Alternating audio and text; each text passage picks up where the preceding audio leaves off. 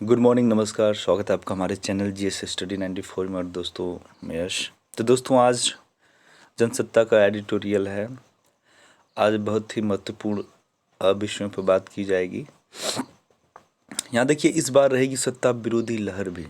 तो दोस्तों, ये जो विषय है ये पूरी तरह से गुजरात के चुनाव को लेकर कहा जा रहा है। जिस प्रकार से पहले ये बताया जा रहा था कि गुजरात के अंदर इस बार त्रिकोणीय मामला होने वाला है, मतलब भारतीय जनता पार्टी, आम आदमी पार्टी और कांग्रेस तबीयत और कांग्रेस। पर दोस्तों, जिस तरह से गुजरात के अंदर मोरबी नाम का एक झूलता हुआ ब्रिज था,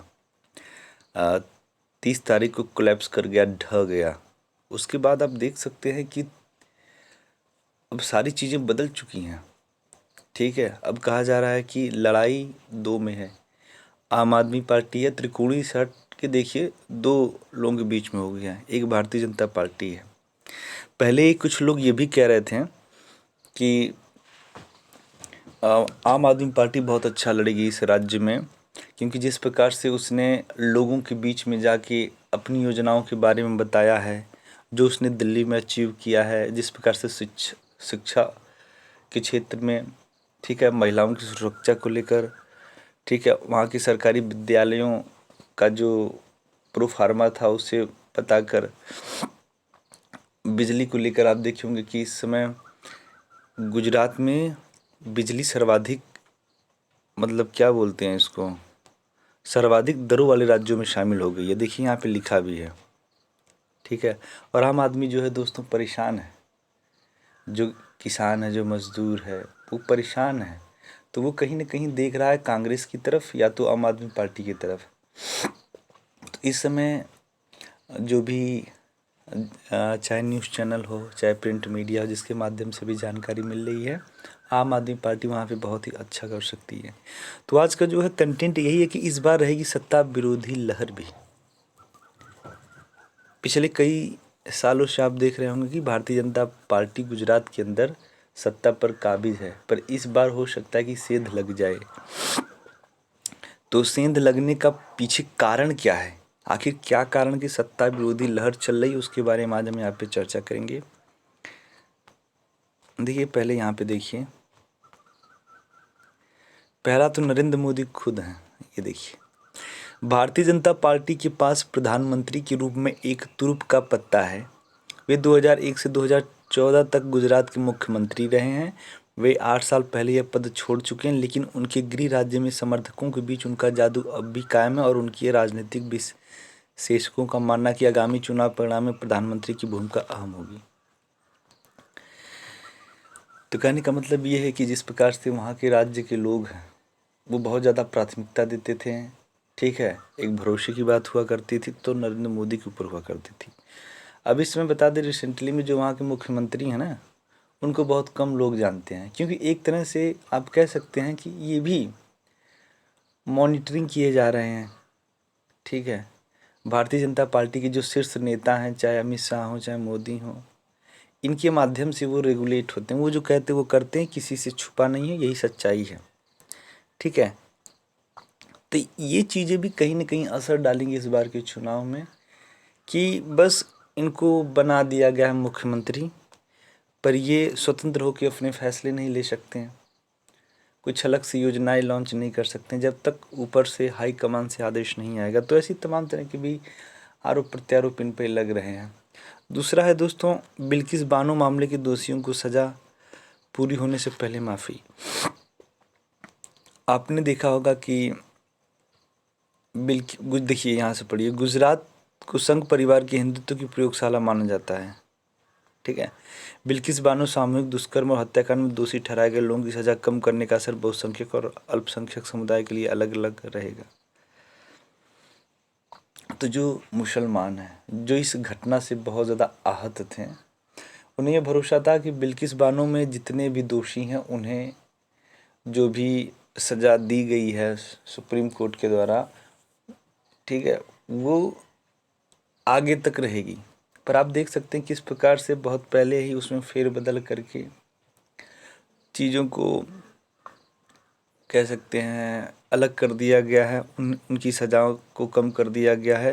तो ये कहीं न कहीं प्रभाव, जो उदासीनता है, ये मुसलमानों के अंदर आ गई है कि कहीं न कहीं ये जो सरकार है ये मुस्लिम विरोधी है, अल्पसंख्यक विरोधी है।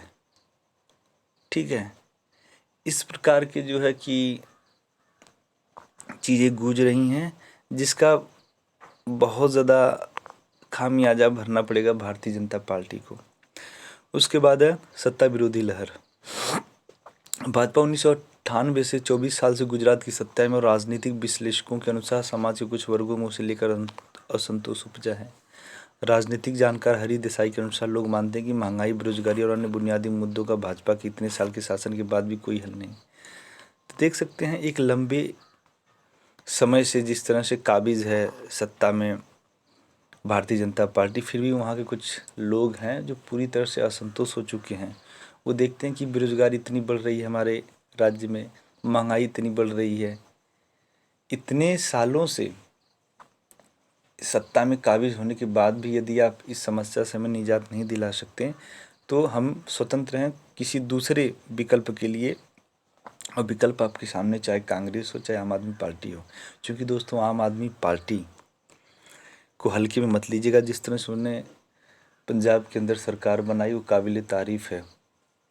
और जिस प्रकार से सर्वे दिए जा रहे हैं, ठीक है, वहाँ के लोगों के द्वारा बताया जा रहा है, सुना जा रहा है, तो इससे पता चल सकता है कि आने वाले समय में गुजरात के अंदर आम आदमी पार्टी बहुत ही अच्छा प्रदर्शन करेगी।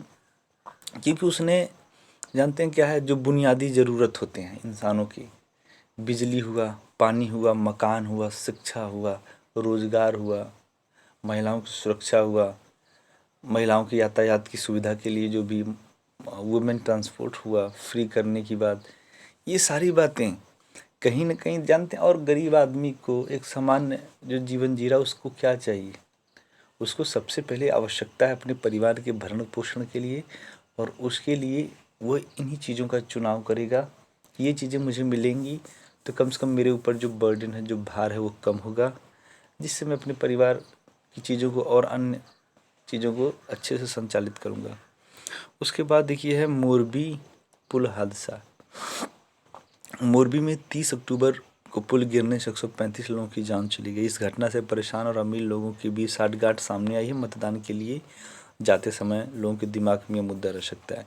तो सबसे पहले बता दें दोस्तों, मैं 2016 की घटना का जिक्र करना चाहता हूँ, जो कि कोलकाता के अंदर विवेकानंद करके एक ब्रिज था जो कि अंडर कंस्ट्रक्शन में ही था कि वो ढह गया, कोलैप्स कर गया किन्हीं कारणों की वजह से, जिसमें तकरीबन 35 से 40 लोग मारे गए और ज़्यादातर वहाँ के जो काम में शामिल थे, काम कर रहे थे मजदूर, वही मरे।